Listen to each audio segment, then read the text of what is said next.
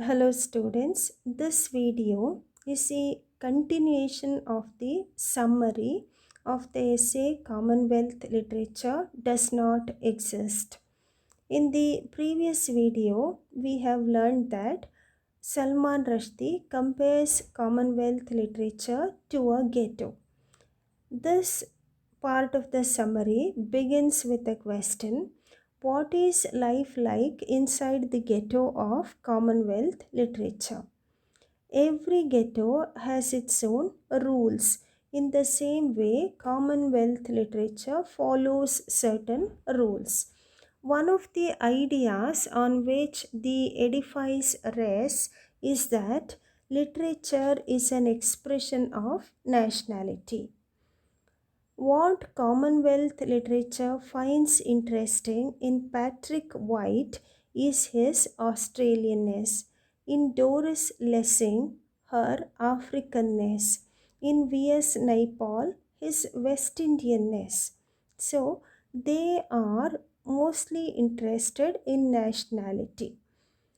Books are almost always praised for using motifs and symbols out of the author's own national tradition, or when their form echoes some traditional form, obviously pre English, and when the influences at work upon the writer can be seen to be wholly internal to the culture from which he springs.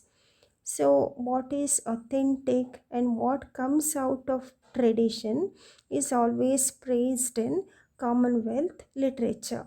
Whereas, whenever a book mixes traditions or which seeks consciously to break with tradition, they are often treated with high suspicion. He gives an example for this. He says that a few years ago, Arun Kolatkar wrote Jejuri, which is a collection of his marvelous contemporary and witty poems. Jejuri is an account of his visit to a Hindu temple town. In spite of their subject, the poems are the work of a non religious man.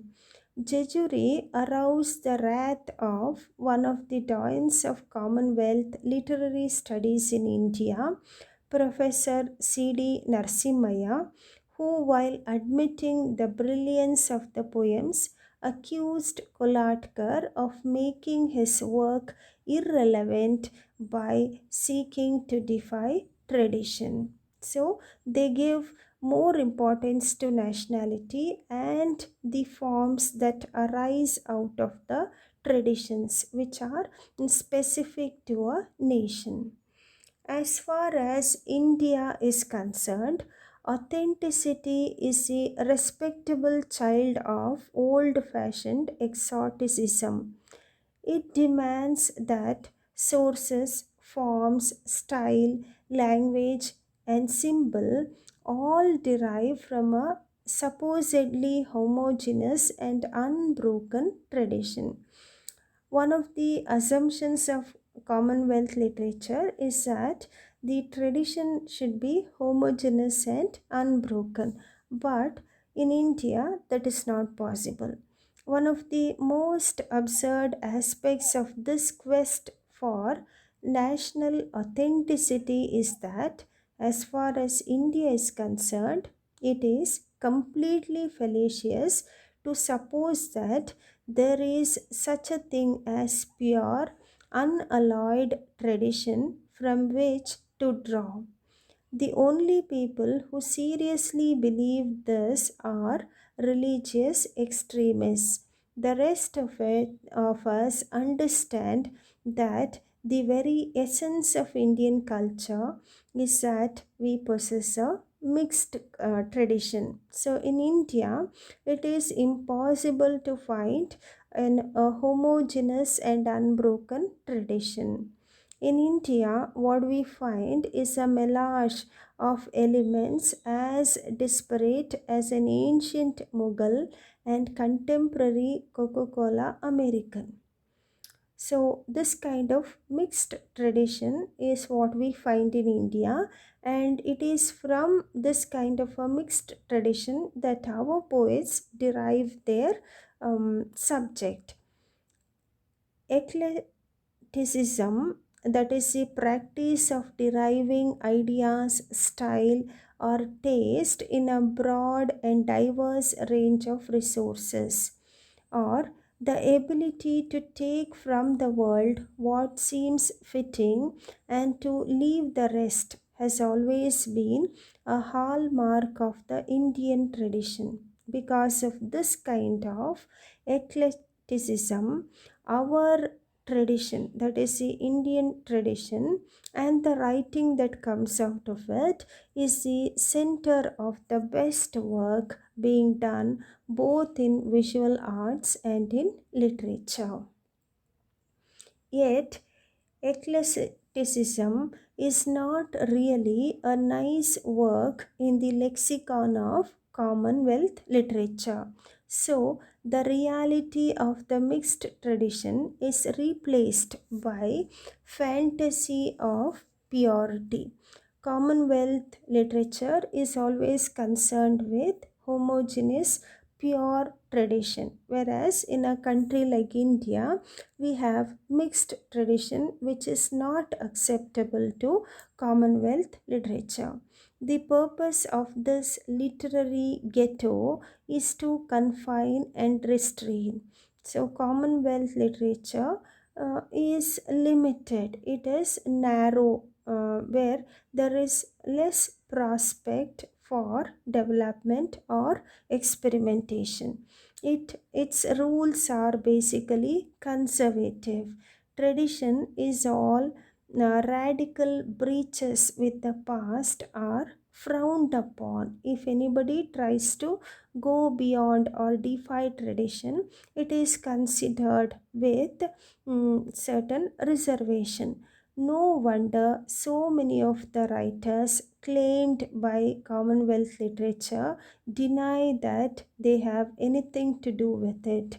Writers do not like to be classified in this category because it restrains and basically curtails their freedom.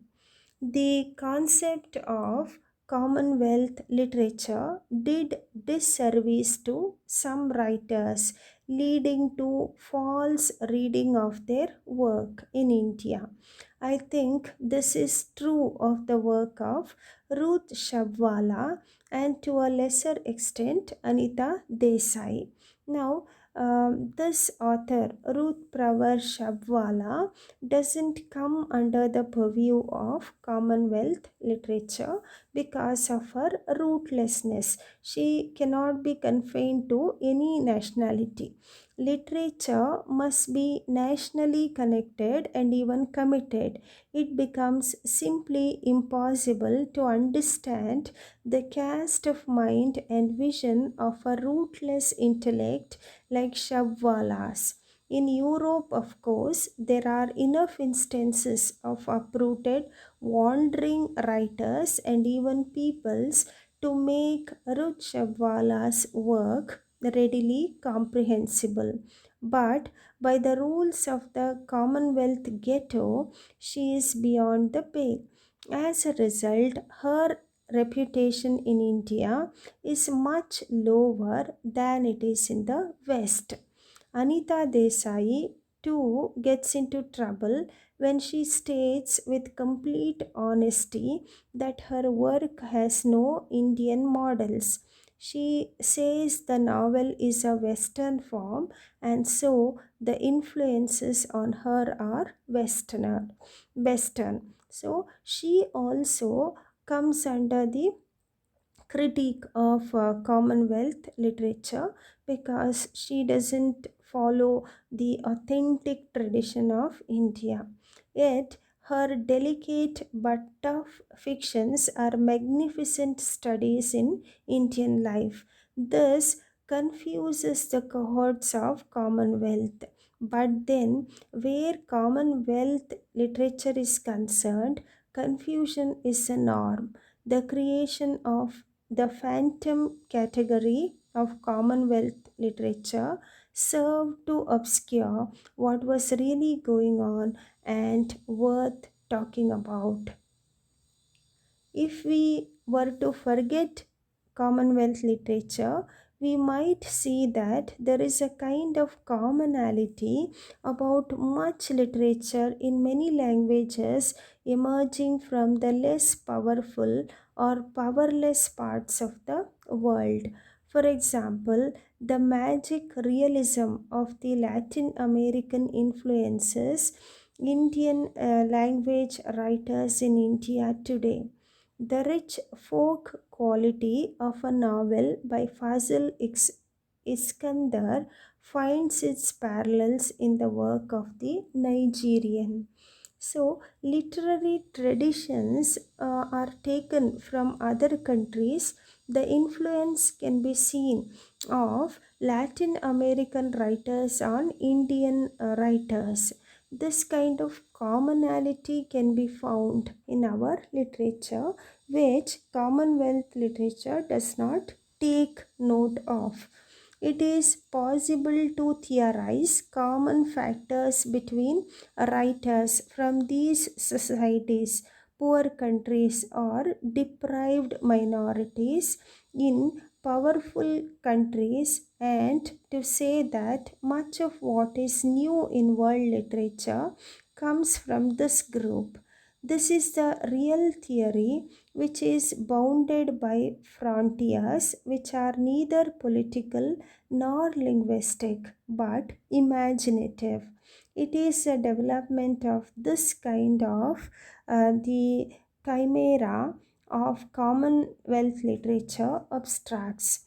This transnational cross-lingual process of pollination is not new. Rushdie gives the example of Rabindranath Tagore's works which were available in Spanish speaking South America. Commonwealth literature obscures the development of Third World literature.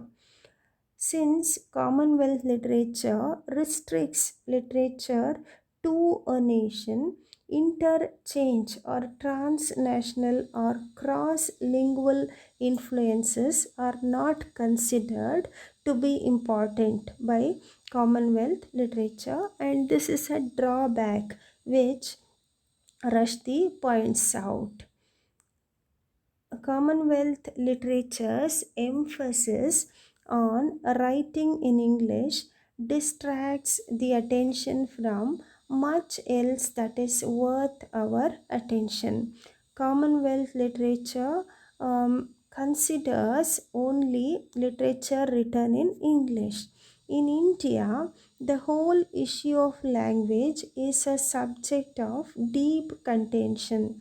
Also, the major work done in India is in many languages other than English. Yet, outside India, there is no interest in any of these works. The Indo Anglicans seize all the limelight.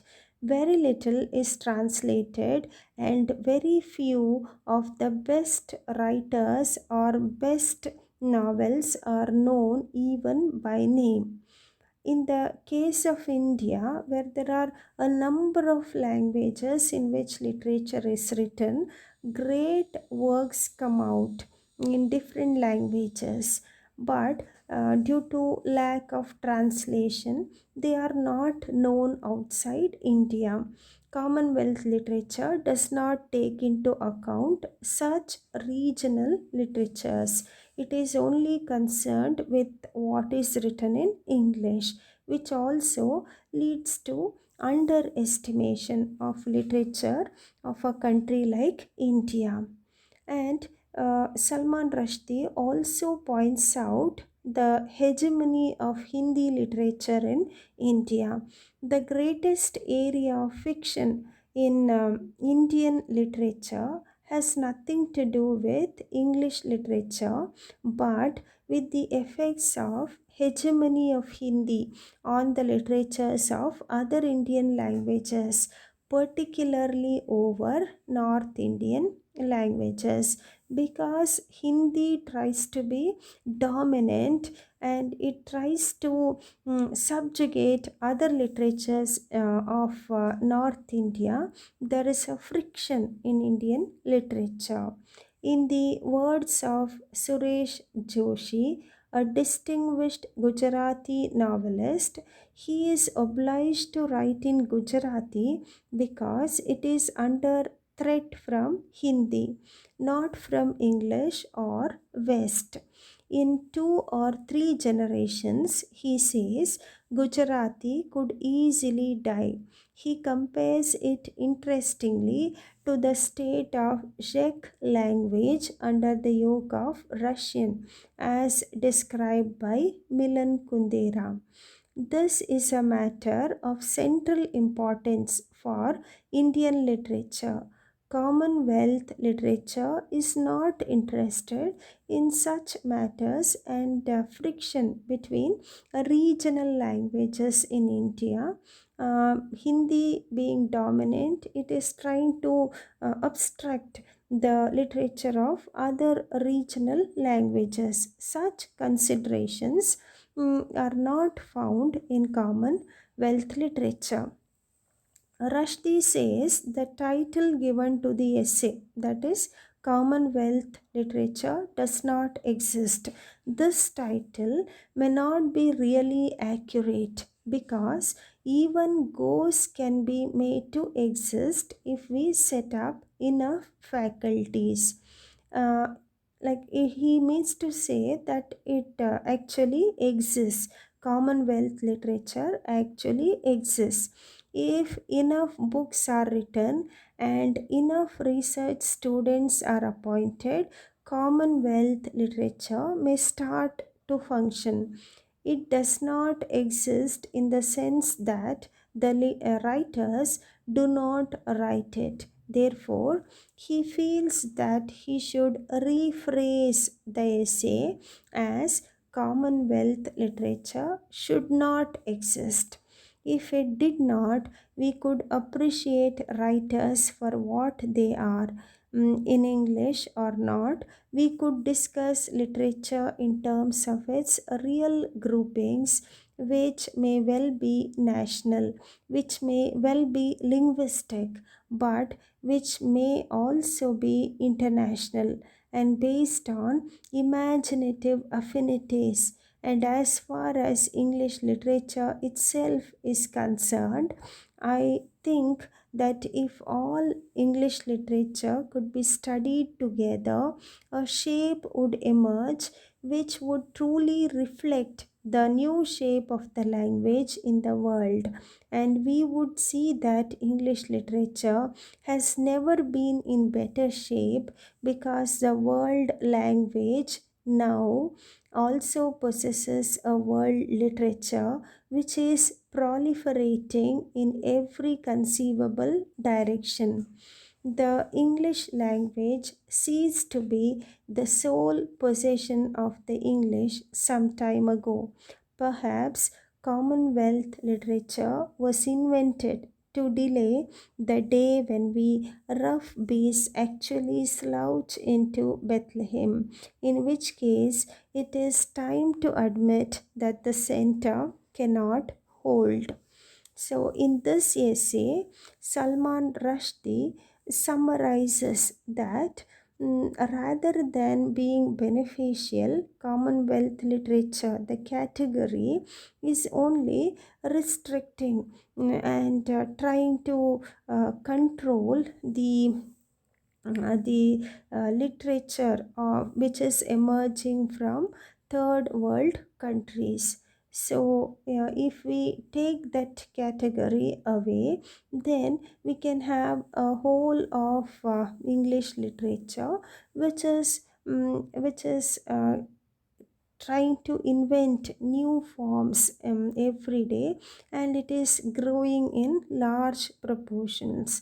So it is now, it can have the status of world literature which is coming out from every other direction.